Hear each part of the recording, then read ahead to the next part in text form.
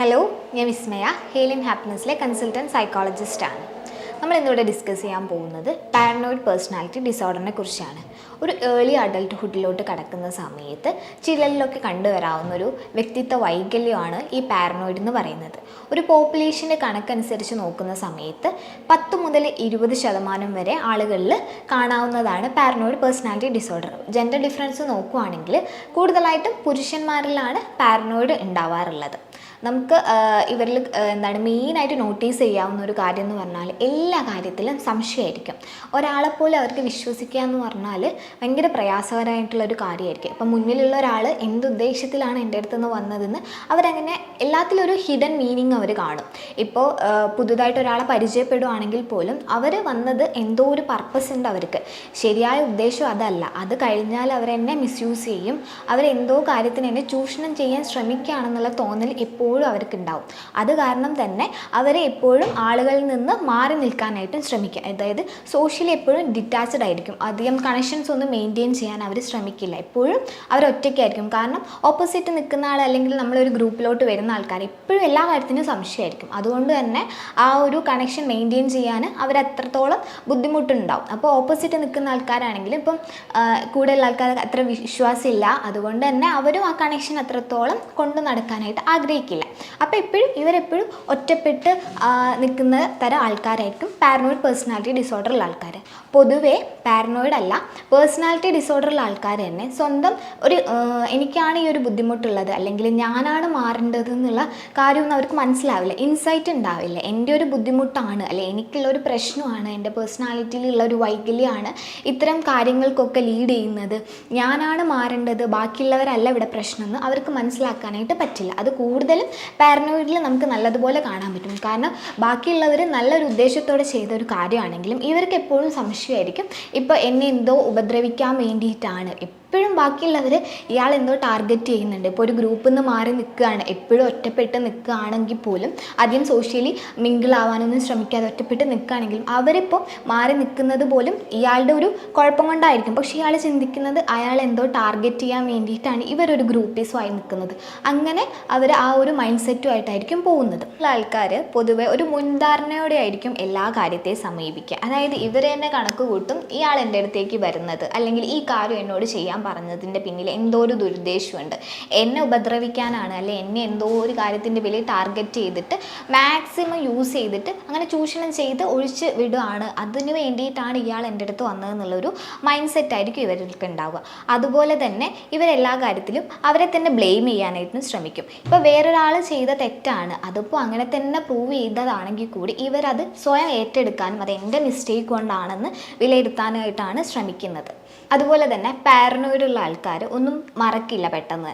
അവരിപ്പോൾ അവരെ ആരെങ്കിലും പണ്ട് വേദനിപ്പിക്കുകയോ അല്ലെങ്കിൽ ഇൻസൾട്ട് ചെയ്യുകയോ ഏതെങ്കിലും തരത്തിൽ മുറിവേൽപ്പിക്കുകയോ ചെയ്താൽ അതൊക്കെ മനസ്സിൽ ഇങ്ങനെ കൊണ്ടു നടക്കും. ഒരു പകയായിട്ട് എപ്പോഴും അവരുടെ മനസ്സിലുണ്ടാകും.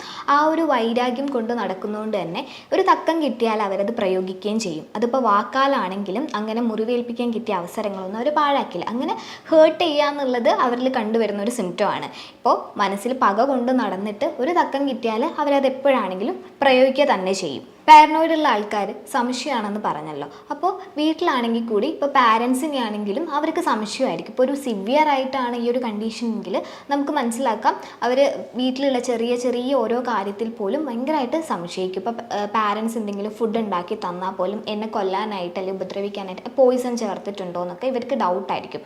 ഒരു മാരീഡ് ലൈഫിലോട്ടൊക്കെ നോക്കുന്ന സമയത്ത് ഇപ്പോൾ ഹസ്ബൻഡ് ആൻഡ് വൈഫിൽ ഇപ്പോൾ ഹെൽത്തി ആയിട്ട് പോകുന്ന ഒരു റിലേഷനാണ്. അതിലിപ്പോൾ ഹസ്ബൻഡിന് പാരനോയിഡ് പേഴ്സണാലിറ്റി ഡിസോർഡർ ആണെങ്കിൽ ഇപ്പോൾ ഭാര്യ മുന്നേ ഉള്ള ഏതെങ്കിലും ഒരു ഫ്രണ്ടുമായിട്ട് കൂടുതലായിട്ട് സംസാരിക്കുന്നു, അല്ലെങ്കിൽ ഇടയ്ക്കിടയ്ക്ക് ഇപ്പോൾ ഫോൺ കോൾസൊക്കെ കൂടി വരുന്നു, ഫോണിൽ കൂടുതലായിട്ട് സമയം സ്പെൻഡ് ചെയ്യുന്നുണ്ടെങ്കിൽ അവളിപ്പോൾ വേറൊരു റിലേഷനിലോട്ട് മാറി, ഇപ്പോൾ എന്നെ വേണ്ടാന്നൊരു തോന്നൽ അവൾക്ക് വന്നു തുടങ്ങിയെന്ന് കരുതിയിട്ട് ആ ഒരു റിലേഷൻഷിപ്പിൽ ഇഷ്യൂസും കാര്യങ്ങളും വരാനായിട്ട് ചാൻസ് ഉണ്ട്. ഇതിപ്പം ഒരു അഡൽട്ട്ഹുഡിൽ മാത്രമല്ല, ഇപ്പോൾ ഒരു മുതിർന്ന ആൾക്കാരിലാണെങ്കിലും നമുക്ക് കാണാവുന്നതാണ്. അതായത് ഇപ്പോൾ പാരൻസിൻ്റെ ഇപ്പോൾ ഉപ്പാപ്പമാരോ അല്ലെങ്കിൽ മുത്തശ്ശന്മാരൊക്കെ ആണെങ്കിൽ അവരിലും നമുക്ക് കണ്ടുവരാം. ഇപ്പോൾ അവരുടെ പ്രോപ്പർട്ടീസൊക്കെ കൈവശപ്പെടുത്താനായിട്ടാണ്. ഇപ്പോൾ പെട്ടെന്ന് എൻ്റെ അടുത്ത് ഒരു സ്നേഹം ഹോസ്പിറ്റലിലേക്കൊക്കെ കൂടുതൽ കൊണ്ടുപോകുന്നത് അതിന് വേണ്ടിയിട്ടാണ്. എൻ്റെ സ്വത്ത് വകകളൊക്കെ അവർ തട്ടിയെടുക്കുന്നു കരുതിയിട്ട് അതിൻ്റെയൊക്കെ കീയൊക്കെ എപ്പോഴും അവർ കൊണ്ട് നടക്കുക, അതൊക്കെ തലേണയുടെ പുറകിലൊക്കെ എപ്പോഴും സൂക്ഷിച്ച് അവർക്ക് സംശയമായിരിക്കും എന്നെ അപായപ്പെടുത്തിയിട്ട് ഇതൊക്കെ അടിച്ചു മാറ്റാൻ വേണ്ടിയിട്ടാണോ ഇപ്പം എൻ്റെ അടുത്ത് കുറച്ച് സ്നേഹം കാണിച്ച്